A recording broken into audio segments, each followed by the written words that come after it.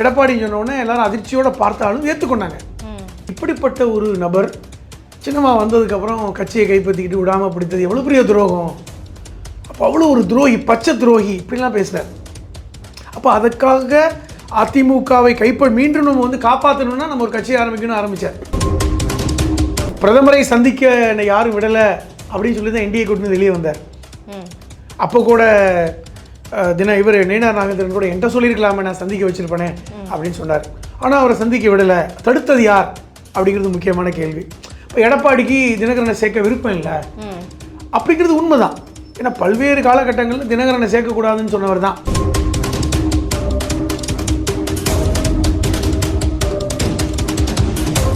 ஜெயலலிதா காலத்திலிருந்து அந்த முக்குளத்தோர்னு சொல்லக்கூடிய தேவர், கல்லர், அகமுடையர், அம்பலக்காரர் இப்படிலாம் இருக்காங்கல்ல, இவர்கள் எல்லாருமே பெரும்பாலும் அதிமுகவை ஆதரித்தவர்கள், ஜெயலலிதாவை ஆதரித்தவர்கள். அந்த நன்றி கடனுக்கு தான் தேவருக்கு வந்து அந்த தங்க கவசமே செஞ்சு கொடுத்தாரு ஜெயலலிதா.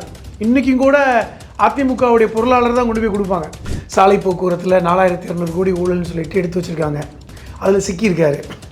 இரண்டாவது கொடநாடு கொடை விஷயத்தில் சிக்கியிருக்காரு. சாலை அந்த ஊழலில் பார்த்திங்கன்னா அவர் மகனும் சம்பந்தியும் சிக்கியிருக்கிறதா சொல்கிறாங்க. முக்கியம் வேலுமணி தங்கமணி ஏற்கனவே அந்த உள்ளாட்சித்துறை ஊழலில் சிக்கியிருக்காங்க. அதே மாதிரி பார்த்திங்கன்னா முன்னாள் அமைச்சர் விஜயபாஸ்கருடைய அந்த குட்கா வழக்கில் ஓபிஎஸ் ஒரு முடிவு எடுக்க மாட்டேன்றாரு. ஏதாவது ஒன்று செய்யணும். இபிஎஸ்டையும் ஒன்றும் போக முடியல, தினகரனுக்கிட்டையும் ஒரு போய் நிற்க முடியல. ஏதாவது ஒரு முடிவு எடுக்கணும். இப்போ ஒரே வாய்ப்பு தான், அவரும் திமுகவில் தான் வந்து சேரணும். என்ன காரணம்னா அதை வைத்திலிங்கமே சொல்கிறார்.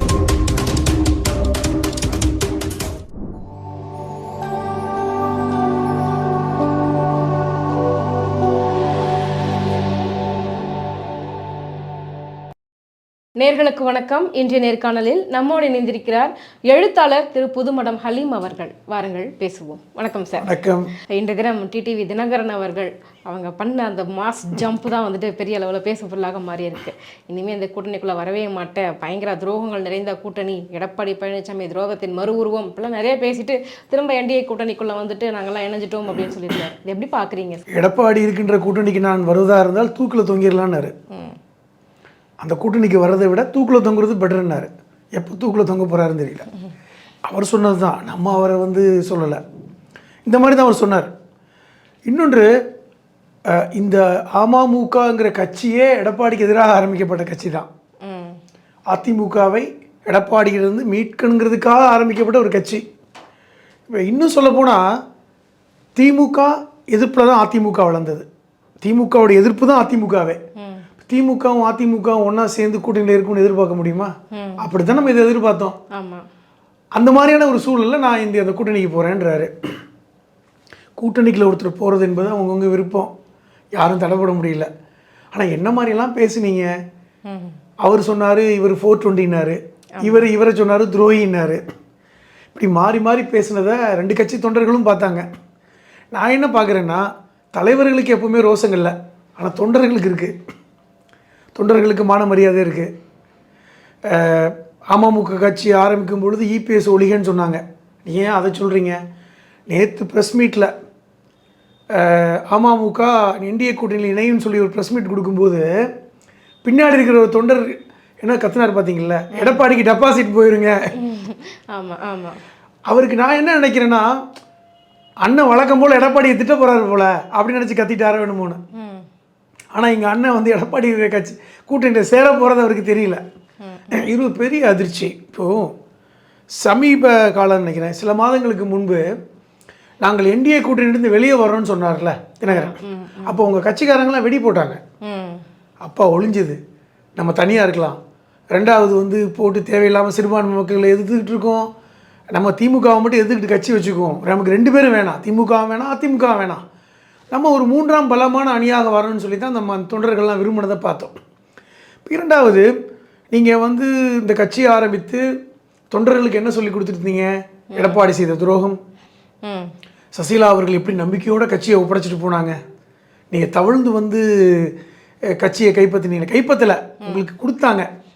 கோவத்தூரில் எல்லா எம்எல்ஏக்களும் கையெழுத்து போடும்போது எடப்பாடி வந்து சசிகலா அவர்களிடம் வந்து நான் தான் முதல்வர்னு சொல்லிடாதீங்கம்மா, யாரும் கையெழுத்து போட்டுற மாட்டாங்க, எல்லாத்தையும் கையெழுத்து வாங்கினதுக்கப்புறம் சொல்லுங்கள் அப்படின்னு சொன்னதா தினகரனே சொன்னார். நம்ம சொல்லலை, தினகரன் ப்ரெஸ் மீட்டில் சொல்லும்போது இது சொன்னார், இந்த மாதிரிலாம் சொன்னார். ஆமாம், நாங்களும் அதை சொல்லலை, எல்லாத்தையும் கையெழுத்து வாங்கினதுக்கப்புறம் அம்மா யாரை நியமிக்கிறாங்களோ அவங்கள முதல்வர்னு சொல்கிறதுக்கு நாங்கள் ஒத்துக்கிறோன்னு சொன்னாங்க. அப்போ சின்னம்மா உடனே எடப்பாடி சொன்ன உடனே எல்லாரும் அதிர்ச்சியோடு பார்த்தாலும் ஏற்றுக்கொண்டாங்க. இப்போ இப்படிப்பட்ட ஒரு நபர் சின்னம்மா வந்ததுக்கப்புறம் கட்சியை கைப்பற்றிக்கிட்டு விடாமல் பிடித்தது எவ்வளோ பெரிய துரோகம். அப்போ அவ்வளோ ஒரு துரோகி, பச்சை துரோகி இப்படிலாம் பேசினார். அப்போ அதுக்காக அதிமுகவை மீண்டும் நம்ம வந்து காப்பாற்றணும்னா நம்ம ஒரு கட்சியை ஆரம்பிச்சார். இன்றைக்கி எப்படி உள்ளே போகிறாரு, எப்படி போகிறார், என்ன காரணம் சொல்கிறார், நாங்கள் பங்காளி சண்டைன்றார். எங்கள் பங்காளி சண்டைனா கூட எந்த மானரோசம் இருக்காதா? சந்தேகம் என்னென்னா, அமமுக கட்சி வந்து ஆரம்பித்தாங்க, ஓகே, சசிகலாவுக்கு ஆதரவு தெரிவிப்பவர் தினகரன். ஆனால் தன்னுடைய கட்சியிலே வந்துட்டு சசிகலாவை வந்து இணைக்கணுன்ற ஒரு தாட் வரவே இல்லை. அவங்க வந்து அதிமுக பக்கம் தான் போவேன் அப்படின்றாங்க. பட் அதிமுகவில் இவர் எங்கள் சசிகலா மேடத்தை இணைப்பதற்கான வாய்ப்புகளே இல்லை. இல்லை, என்ன ரீசன், நான் ஏன் உங்களுக்குள்ளே பிரிஞ்சிருக்காங்க நான் பார்க்குறேன்னா, சசிகலா இன்று வரை அதிமுகவுடைய பொதுச் செயலாளர் நான் தான் சொல்லிட்டு இருக்காங்க. நீங்கள் கவனித்து பார்த்தா தெரியும். ஆமாம், தொண்டர்கள் யாரும் அங்கீகரிக்கிற மாதிரி தெரியல. ஆனால் ஏன் அதை சொல்கிறாங்க அப்படின்னா, நீதிமன்றத்தில் வழக்கு இருக்குது, இன்ன வரைக்கும் முடிச்சு வைக்கப்படலை. என்ன வழக்குன்னா, அதிமுகவுடைய பொதுச் செயலாளர் சசிகலா தான் அப்படின்னு ஒரு வழக்கு இருக்குது. இவர் நான் தான் பொதுச் செயலாளர்னு இப்போ ஆகிட்டாருன்னு வைங்களேன். அப்போ அந்த வழக்கு இருக்கிறதுனால இப்போ வந்து சசிகலா அமமுகவோட சேர முடியாது. சேர்ந்துட்டா சொல்லிடுவாங்கல்ல, அதான் கட்சி இருக்கே புதுசாக ஆரம்பிச்சிட்டாங்களே. தினகரன் அந்த மாதிரி இதுக்கு வரல, அந்த இடத்துக்கே வரல, நான் ஆரம்பிச்சிட்டேன், நீ கட்சி ஆரம்பிச்சிட்டேன். இப்போ சசிகலா இன்று வரை அதிமுக என்னுடையது அப்படின்னு சொல்கிறாங்க. அதனாலேயோ என்னமோ தினகரனும் சசிகலாவும் பெருசாக சந்திக்கிறதே கிடையாது. இப்போ சமீபத்தில் கூட தேவர் குரு பூஷையில் வந்து சசிகலா வர்றதை பார்த்துட்டு தினகரன் கிளம்பிட்டார், சந்திக்கலை. பட் உள்ளுக்குள்ளே சந்திக்காமல் இருப்பாங்க. சின்னம்மா அவங்களுடைய சித்தி இதான் செய்வாங்க, உறவு விட்டு போயிடாது. அப்போ அந்த சந்திப்பு இருக்கலாம், ஃபோன் பேசிக்கலாம், சந்திக்கலாம், அவங்கள்ட்ட ஆலோசனை கேட்டிருக்கலாம், அதெல்லாம் ரைட்டு. ஆனால் அரசியல் ரீதியாக அவங்க பிரிந்திருக்காங்க, அது ஒன்று.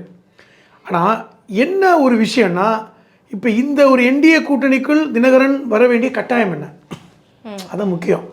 இப்போ பிரதமரை சந்திக்க என்னை யாரும் விடலை அப்படின்னு சொல்லி தான் என்டிஏ கூட்டணி வெளியே வந்தார். அப்போ கூட இவர் நயினார் நாகேந்திரன் கூட என்கிட்ட சொல்லியிருக்கலாமே, நான் சந்திக்க வச்சிருப்பேனே அப்படின்னு சொன்னார். ஆனால் அவரை சந்திக்க விடலை, தடுத்தது யார் அப்படிங்கிறது முக்கியமான கேள்வி. இப்போ எடப்பாடிக்கு தினகரனை சேர்க்க விருப்பம் இல்லை அப்படிங்கிறது உண்மைதான். ஏன்னா பல்வேறு காலகட்டங்களில் தினகரனை சேர்க்கக்கூடாதுன்னு சொன்னவர் தான். ஆமாம். இப்போ தினகரன் என்ன சொன்னார், ஒன்றே ஒன்று தாங்க சொன்னார், என்டிஏ கூட்டணி அவர் வெறுக்கவே இல்லை, இபிஎஸ்ஸை முதல்வர் வேட்பாளராக நிறுத்தாதீங்க, யாரை வேணாலும் நிறுத்துங்க, அங்கே இருக்கின்ற வேலுமணியை நிறுத்துங்க, இல்லை தங்கமணியை நிறுத்துங்க, இல்லை முனியசாமியை நிறுத்துங்க, இபிஎஸ் வேணாம், இல்லைன்னா என்டிஏ கூட்டணியில் யாராவது அங்கே பாஜக சார்ந்த ஒருத்தரை முதல்வர் வேட்பாளராக அறிவிங்க, எப்படி இருந்தாலும் கூட்டணி ஆட்சி தான். இப்போ அதுதான் அவங்களுக்கு பிரச்சனையே ஒழிய வேறு எந்த பிரச்சனையும் இல்லை. அதிமுக வந்து கூட்டணியில் இருப்பது, ஏன்னா அவர் ஏற்கனவே இப்போ புரட்சித் தலைவி ஆட்சி தான் வரணும், அந்த ஆட்சி தான் மலரணும்னு சொல்லி சசிகலாலேருந்து எல்லாரும் சொல்கிறாங்க. அப்போ அந்த ஸ்டாண்டில் அவங்க ஒன்றும் பெருசாக மாறலை. பிரச்சனை இபிஎஸ்ஸுக்கும் தினகரனுக்கும் தனிப்பட்ட அந்த கூவாத்தூர் பிரச்சனையிலேருந்து ஆரம்பிச்சிங்களேன். அந்த குடுக்கல் வாங்கல் பிரச்சனை, அவர் காசை கொட்டி கொடுத்தேன்னாரு, காசை கொட்டி கொடுத்தானே வாங்கியிருக்கோம், பல ஆயிரம் கோடியை கொடுத்துட்டு கட்சியை வாங்கியிருக்கோம், காசை கொடுத்து எப்படி திருப்பி கொடுப்போம், ஒரு பொருளை வாங்கிட்டோம் காசை கொடுத்துட்டு அதை எப்படி திருப்பி கொடுக்க முடியும் அப்படின்னு அவருடைய ஸ்டாண்டு. இதுதான் நடந்ததே ஒழிய மற்றபடி அவங்களுக்கு கொள்கை கோட்பாடு அப்படிலாம் ஒன்றும் இல்லை. இதில் இன்னொரு விஷயம் பார்க்கணும் எப்படின்னா, பாஜக வந்து தினகரனை வந்து உள்ளே கொண்டுட்டு வர்றதில்ல இவ்வளவு முனைப்பு காட்ட வேண்டிய அவசியம் என்ன? வெறும் வந்து அந்த சமூகத்தினுடைய ஓட்டுகள் வந்து போயிடக்கூடாது அப்படின்ற தாட்டு மட்டும்தானா? எங்கள் பாராளுமன்ற தேர்தலில் 10 தொகுதிகளில் அதிமுக 3ஆம் இடம் வந்ததா இல்லையா? ஆமாம். தேனியில் 3ஆம் இடம், கோவில்பட்டியில் 3ஆம் இடம், ராமநாதபுரத்தில் 3ஆம் இடம். 2ஆம் இடத்துல வந்தவர்கள் எல்லோருமே தினகரன் ஆதரவாளர்கள் அல்லது ஓபிஎஸ் ஆதரவாளர்கள். இப்போ எப்படி வந்தாங்க? பலாப்பழச்சனத்தில் போட்டிட்டார் ராமநாதபுரத்தில் ஓபிஎஸ். அதிமுக டெபாசிட்டே வாங்கலையே. அப்போ என்ன அர்த்தம்? அந்த சமூக மக்கள் வாக்களித்தாங்க, எடப்பாடி ஏற்றுக்கல, அது ஒன்றும் இருக்குது. இரண்டாவது, இதே போன்ற நிலை தொடர்ந்தால் கண்டிப்பாக இப்போ சட்டமன்ற தேர்தலையும் இந்த தான் வரப்போகுது.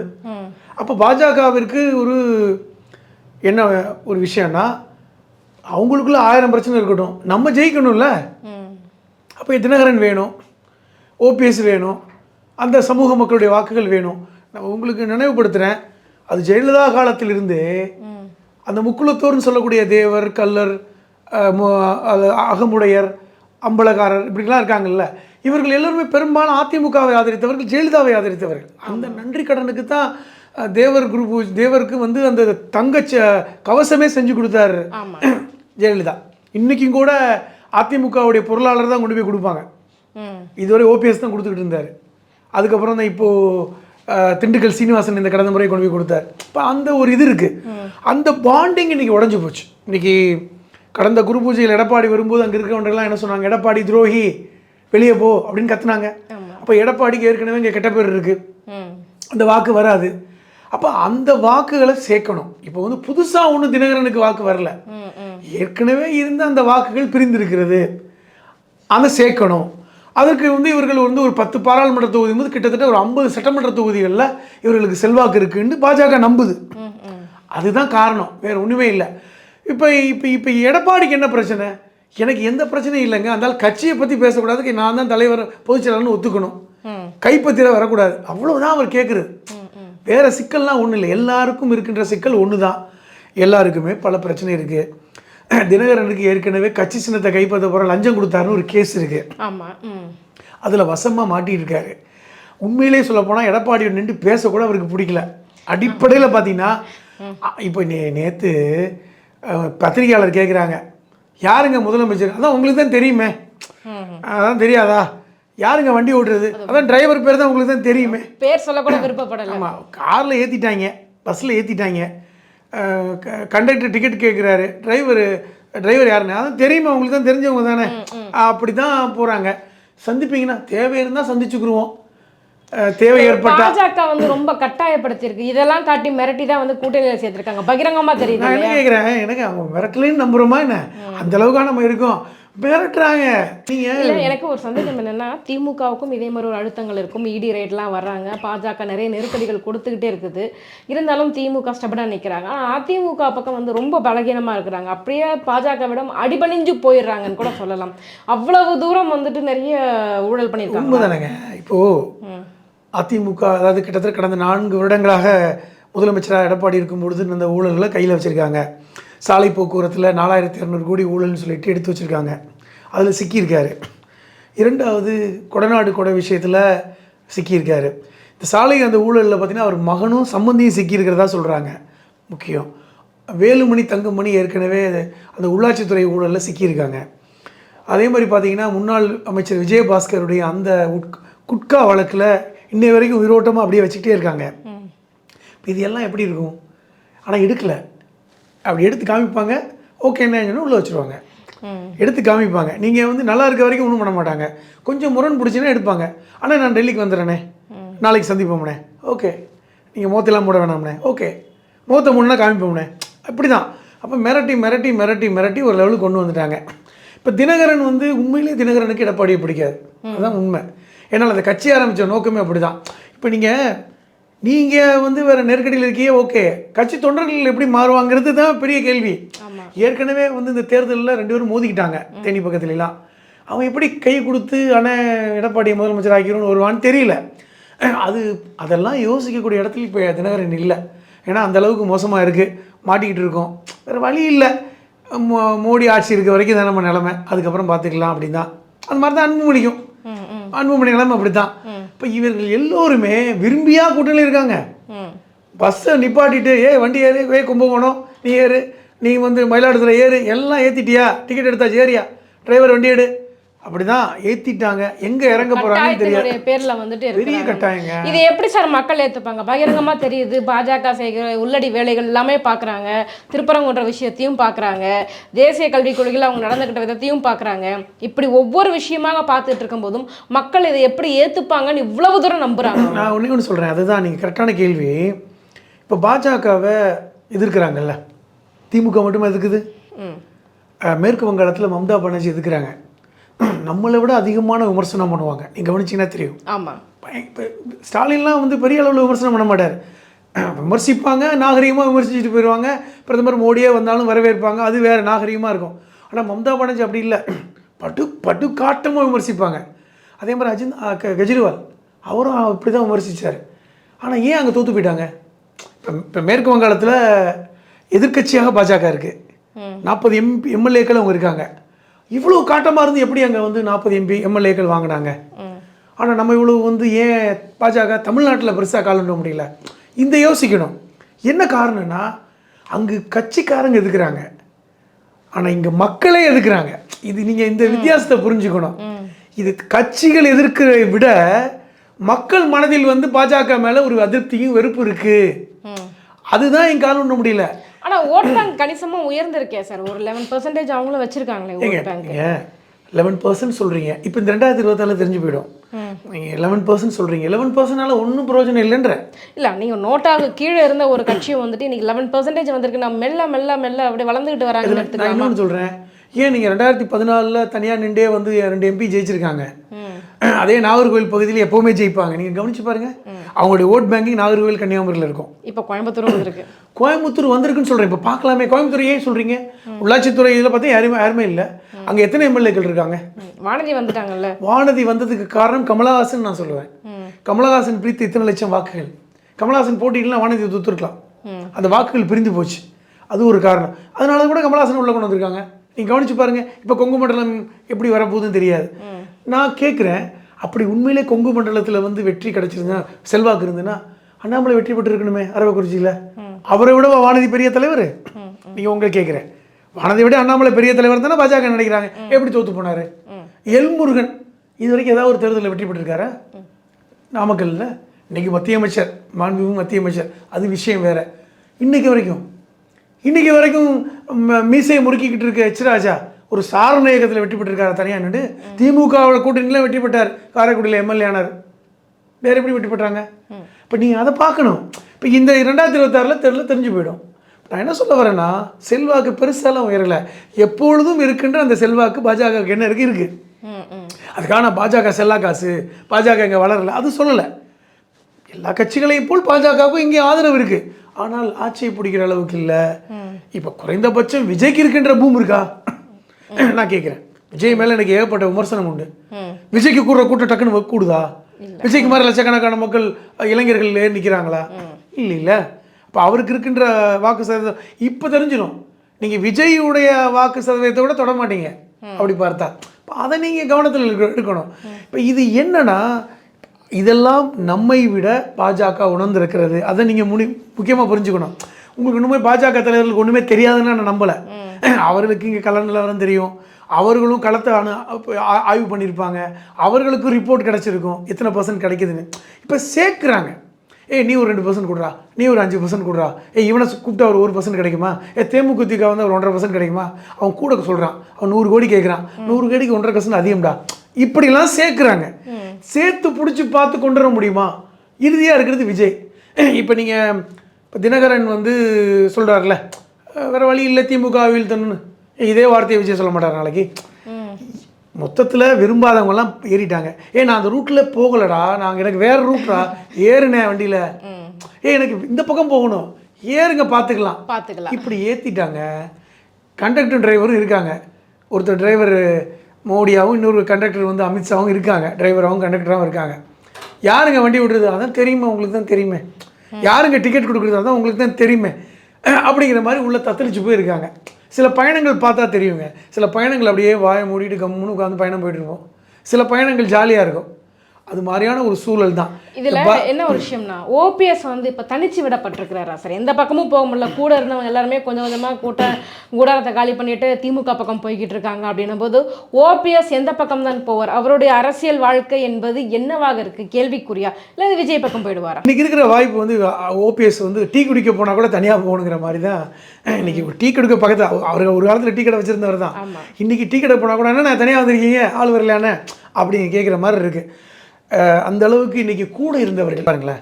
வைத்தியலிங்கம் முக்கியமான தலைவர். இன்றைக்கி ஏன் திமுக போய் சேர்ந்தார்? திமுக போய் சேர்ந்துட்டு நான் தாய் கழகத்தில் வந்து சேர்ந்துட்டேன்றார். அது கூட ஒரு பக்கம் சரி, திமுகலேருந்து பிரிஞ்சு வந்து அதிமுக தாய் கழகத்தில் போயிட்டேன்னார். தாவேக்களை நல்ல வேலை தாவேக்களை போய் சேரலை, பாஜகவில் போய் சேரலை அப்படின்னு அவருக்கு ஒரு காரணம். அவருக்கு கூட இருந்த மனோஜ் பாண்டியன் அப்படி தான் போனார். எப்படி வீராப்பா நின்று அவரை பார்த்தாரு தெரியுமா? பொதுக்குழுவில் வந்து ஓபிஎஸ்க்கு பக்கபலமாக நின்று அப்படியே ஒரு யாராவது தொட்டுருவீங்களா அப்படின்னு கேட்ட அவர் மனுஷன் அவர் போனார். இப்படி முன்னாள் ஒரு எம்எல்ஏ ஒருத்தர், அவர் ஊடகங்கள் எல்லாம் அவர் தான் பேசிகிட்டு இருப்பார். அவர் போனார். இப்படி பல்வேறு நபர்கள் அப்படி பிரிஞ்சு போயிட்டாங்க. என்ன காரணம்? ஓபிஎஸ் ஒரு முடிவு எடுக்க மாட்டேன்றாரு.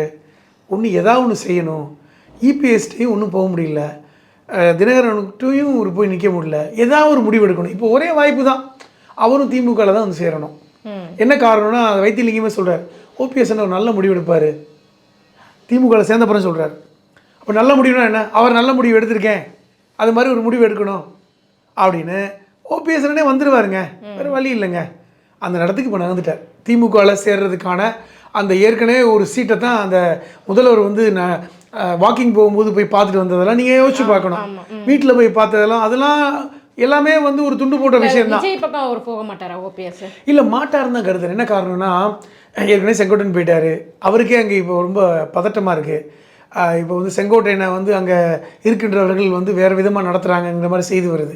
செங்கோட்டையனுக்கே புதுசாக இருக்குது. ஏன்னா அது ஒரு மாவட்ட செயலாளரை பேசினா கூட பொதுச் செயலாளரை கேட்டு பேசணுமாமே அப்படிங்கிறதுலாம் அவருக்கு ரொம்ப இதாக இருக்குது. இதெல்லாம் போயிருக்கும்ல ஓபிஎஸ்க்கு. நம்மளும் ஒரு முன்னாள் முதலமைச்சராக போய் எத்தனை பேர் போய் நின்று என்ன கிடைச்சிட போகுது? அதுக்கு பெஸ்ட்டு திமுகவில் போனால் நம்ம மரியாதையாக முன்னாள் முதலமைச்சர் நமக்கு ஒரு இடம் கொடுப்பாங்க, ஒரு மரியாதை செலுத்துவாங்க. இதை ஏற்கனவே அன்வராஜா போன்றவர்களெல்லாம் வர, ஏன்னா அவர் நெருக்கமாக இருந்தாங்க. இப்போ வைத்திலிங்கத்தை விட அன்வராஜா போன்றவர்கள் ஓபிஎஸ் ஒன்று இருக்கும். ராமநாதபுரத்துக்காரர் சொல்லப்போனால் ஓபிஎஸ்க்கு ஆதரவாளர் என்றே பெயர் எடுத்தார் அன்வராஜா. இப்போ இவர்களெல்லாம் நிச்சயமாக பேசி டச்சில் இருப்பாங்க. நீங்கள் வந்துருங்கண்ணே, அங்கங்கே போயிடாதீங்க, உங்களுக்கு மரியாதை இருக்காது.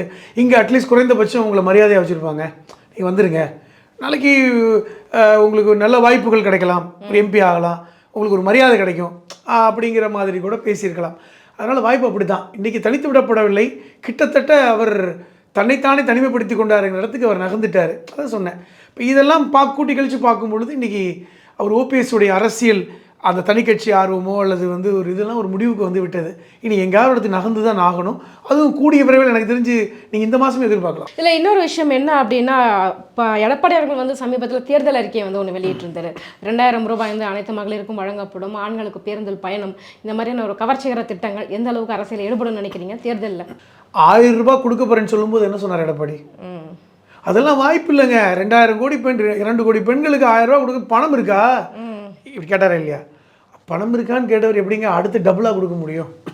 கொடுத்ததுக்கப்புறம் அதுவே சொன்னார் பாருங்கள், 4 வருஷம் கொடுக்காம அப்புறம் கொடுத்தாங்க, நாங்கள் சொல்லி கொடுக்க வச்சோம், பணம் இல்லை, இப்போ எப்படி கொடுத்துருவீங்க? நம்புவாங்களா மக்கள்? நம்பலை. கடந்த தேர்தலில் நீங்கள் நாங்கள் வந்து 1500 ரூபா கொடுப்போம்னு சொன்னால்தான் அவர், மக்கள் நம்பவே இல்லை. இப்போ 1000 ரூபாய்க்கே சந்தேகப்பட்டவர் 1500 கொடுப்பாரு, இப்போ 2000. இன்னும் வேணால் பாருங்கள், தேர்தலுக்கு 3000 கூட சொல்லலாம். சொல்கிறேன் கூட்டி சொல்லுவோம் அப்படின்னு.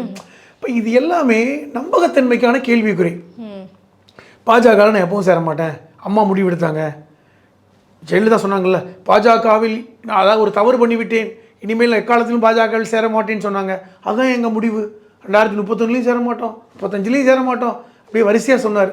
சொல்லி வந்து சில மாதங்கள் கூட ஆகல சேர்ந்தார்ல. அப்போ இவர் நம்பகத்தன்மை இல்லாத ஒரு தலைவருங்கிற எண்ணம் மக்களுக்கு இருக்குது. ஒரு சொன்னதை இப்போ இவங்க தினகரன் மாதிரி தான், தூக்கில் தொங்கிடுனா நல்லா, அதை விட பெட்டர் தூக்கில் தொங்கிடுவேன். எப்போ ஆனால் தூக்கில் தொங்க போகிறேன்னு யாராவது ஒருத்தர் கேட்கணும். பத்திரிக்கையாளர் யாரும் கேட்கல, சொன்ன அவர் தானங்க சொன்னார். அப்போ இப்படி வாயில் என்னென்னு பேசலாம், அப்படி பேசக்கூடியவங்க தான் 2 பேரும் என்ன மக்களுக்கு வந்துருச்சுல. இவங்க எதுனாலும் சொல்லுவாங்க, கேட்கலாம். ஆனால் ஏன்னா 2000 சொல்கிறத சொல்கிறீங்க, இங்கே ஏற்றி சொல்லுங்கள். ஒரு படத்தில் வடிவல் சொல்லுவாங்கல்ல, கேட்குறத கேள்ற, கொஞ்சம் கூட்டு கேள்றா. ஆனால் 10,000 அண்ணனை பார்த்து கொஞ்சம் கூட கேளு, ஆனால் ஒரு 20,000 கிடைக்குமா, அப்படி கேளு, ஏன்னா கேட்குறத கேட்குற அந்த மாதிரி தான் கொடுக்குறத சொல்ல வேண்டியதானே. அந்தளவுக்கு மக்கள் வந்து இன்றைக்கி வந்து ரொம்ப கேலியாக ஒரு வாக்குறுதியை சீரியஸாக எடுக்காமல், இவங்கெல்லாம் இப்படி தான் சொல்லுவாங்க, ஆம்பளைங்களும் வரலாம், ஆம்பளைங்களும் பேருந்தில் வரலாம், அப்போ எப்படியா பேருந்து பெண்களுக்குன்னு தனியாக ஒரு தனித்துவமாக இருக்கும்? இந்த கேள்வி இருக்குல்ல. அப்போ பெண்கள் பேருந்தில் ஆண்கள் ஏற மாட்டாங்களா, எங்களுக்கு இலவசம்னு? இப்போ இதெல்லாம் பார்க்காமல் கொச்சைப்படுத்துகிற விஷயம், போட்டியாக காப்பி பேஸ்ட்டை கூட வந்து கேவலமான காப்பி பேஸ்ட் அப்படிதான். இப்படி தான் செய்கிறாங்க. அப்படிங்கும்போது மக்கள் இவர்களை பார்த்து கேவலமாக சிரிப்பதைத்தான் நான் பார்க்க முடியும். எங்கள் கேள்விகளுக்கு ரொம்ப சிறப்பான பதில் சொன்னீங்க சார், ரொம்ப நன்றி.